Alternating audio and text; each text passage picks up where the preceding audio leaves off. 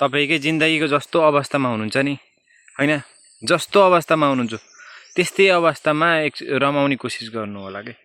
कहिले पनि नसोच्नु होला कि मैले त्यो पाउँछु त्यो गर्छु त्यसपछि मेरो खुसीको दिन आउँछ यस्तो गरेपछि त म खुसी हुन्छु भन्ने सोच्नुहुन्छ भने तपाईँ जिन्दगीको ठुलो भुल गर्दै हुनुहुन्छ कि। तपाईँ त्यो ठाउँमा तपाईँ अहिले मानौँ तपाईँ एउटा हो म बिहे गरिसकेपछि म खुसी हुन्छु, खुसीका दिन आउँछन् भन्ने सोच्नुहुन्छ भने त्यसपछि फेरि बिहा गरिसकेपछि तपाईँ खुसी हुनुहुन्न नि। तपाईँ सोच्नुहुन्छ त्यो भइसकेपछि म खुसी हुन्छु, अर्धा अर्दै हाम्रो जुन भोलि भनिन्छ नि त्यो भोलि कहिले पनि आउँदैन क्या। भोलि भनेको आज हो, भोलि भन्ने छँदै अस्तित्वमै छैन कि। आजैमा भोलि हो क्या, भोलि त कहिले नि आउँदैन। त्यही भएर कहिले पनि के जस्तो अवस्थामा आउनुहुन्छ त्यस्तैमा यदि तपाईँ बिहा गर्नुभएको छ भने बिहा जुन त्यो म्यारिड लाइफमै खुसी हुनु होला, खुसी हुने बाटोहरू खोज्नु भयो होला। सिङ्गल हुनुहुन्छ भने सिङ्गल अवस्थामै खुसी हुने बाटोहरू खोज्नु होला। तपाईँ अब खुसी हुने बाटोहरू धेरै छन् कि हामीले खोज्न नजानेर हो क्या।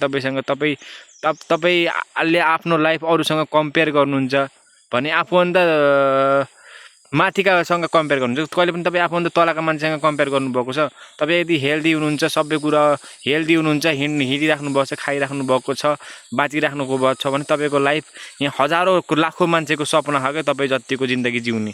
त्यही भएर जस्तो अवस्थामा हुन्छ त्यस्तै अवस्थामा आफूलाई खुसी पार्ने कोसिस गर्नु होला क्या जिन्दगीमा। भोलि यस्तो भएपछि खुसी हुन्छु भनेर त भोलिको दिन कहिले पनि आउँदैन कि, थाहै हुँदैन अबको 2 सेकेन्डमा के हुन्छ भन्ने कुरा कसैलाई थाहा हुँदैन कि। जिन्दगी लाइफ इज अनएक्सपेक्टेड भन्छ नि, जिन्दगी कुनै भरोसै छैन। त्यही भएर आजैमा खुसी हुनु होला। अनि जिन्दगीमा कहिले पनि जति चाहिने नचाहिने स्ट्रेस लिएर कामै छैन कि, स्ट्रेस लिएर कामै छैन जिन्दगीमा। स्ट्रेस लियो भने हामी स्वर्ग नर्ग भन्छन् नि, स्वर्ग नर्ग कहीँ नि हुँदैन क्या। स्वर्ग नर्ग यहीँ हुन्छ। तपाईँ कस्तो अवस्थाले आफूलाई सबै ठुलो कुरो भनेको माइन्डको खेल हो क्या। तपाईँले आफ्नो माइन्डमा कस्तो किसिमको शब्दहरू खेलाउनु भएको छ, कस्तो किसिमको इमेजिन कल्पना गर्नुभएको छ त्यही हो क्या।